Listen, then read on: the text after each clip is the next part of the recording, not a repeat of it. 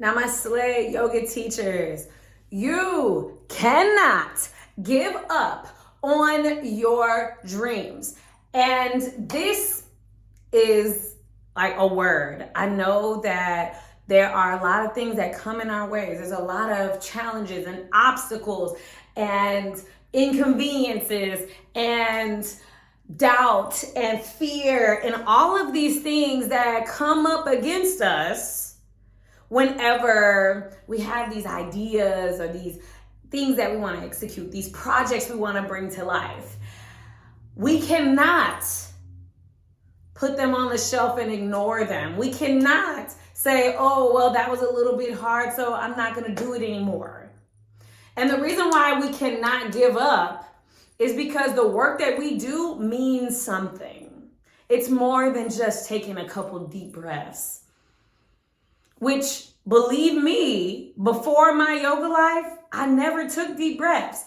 So even taking deep breaths is like something far more connected to self than many of the students that you're going to guide have access to before they come. Like, there are people that I've worked with who have dealt with suicide and like literally being on that edge. Like, they need a reason to live for one more hour. They need and it's like maybe people are dealing with anxiety or panic attacks. They need tools to help them survive through the holidays. They need tools to get them through the next month. They need, and in my case, it was dealing with autoimmune. They need the strategies. They need the awareness of self to help them get over this intense physical or emotional crisis, whatever it is that they're going through. And you have the tools, you have the awareness. It's not saying that you're necessarily perfect. That's never a requirement for a yoga teacher. In fact, your humanness is something that is valuable. Your vulnerability, your imperfect flaws, that's something that you can share and connect with your future clients, connect with the students on that level. And so they don't feel like, oh, well, I'll come to yoga maybe, but Alicia, she's just so perfect. There's just nothing wrong with her. So I don't really relate. Like, nobody can ever say that. I got some fucked up shit going on in my life. And at any given moment that I'm breathing through and using yoga as a practice to overcome the desire to quit. That's what I invite you to do. And that's what's really going to take yoga from this idea and this concept like, oh, I'm a yoga teacher. It kind of means like, oh, I do this on the side. To being like, yo, this has to work or this has to work. Like, there are people out there who are in abusive relationships because they don't know how to connect to themselves. So yeah, it may seem kind of menial that you're, getting them on their yoga mats to, take some deep breaths and do some things. But like, that could be the difference of them connecting to themselves so much that they know, like, yo, the way you're talking to me, the way you address me, the way you handle me, it doesn't feel good. I know what feeling good is like. That's the impact that you have. And that's something that as a yoga teacher, you may or may not ever get to know about your students. You don't necessarily get to talk to every single student and say, oh, what's going on in your life? What brought you here? What's your benefit from class? Who are you improving your relationships with? How are you changing your family relationships? How are you dealing with your kids, sisters, brothers, cousins now that you have yoga? How have you changed your health, your diagnosis, or gotten off the pills, or gotten out of that relationship, or put the blade down that you were going to cut yourself with? You're not necessarily getting that from your students. You're not necessarily getting that. And so that's how important our work is. Like, literally lives on the line. Literally marriages on the line. Literally relationships, parent relationships on the line. And so, like, I feel like my energy of this video is a little more crunk is because when Like, I've been hearing so much from yoga teachers. Like, I just got finished on a coaching call with some of my yoga teachers, and it's like, you cannot give up. Some of the things may take a little longer than you had originally expected. Maybe you know, like, okay, well, if I'm not gonna, host this event this month, maybe I'll host it, in 6 weeks, in 7 weeks. But we're not quitting. We're not giving up. Or maybe I shouldn't do this event alone. Maybe I'm going to bring in a event planner. Maybe I'm going to bring in a partner. But we're not giving up. Like, this is your sign. This is your call. It's not time to throw in the towel.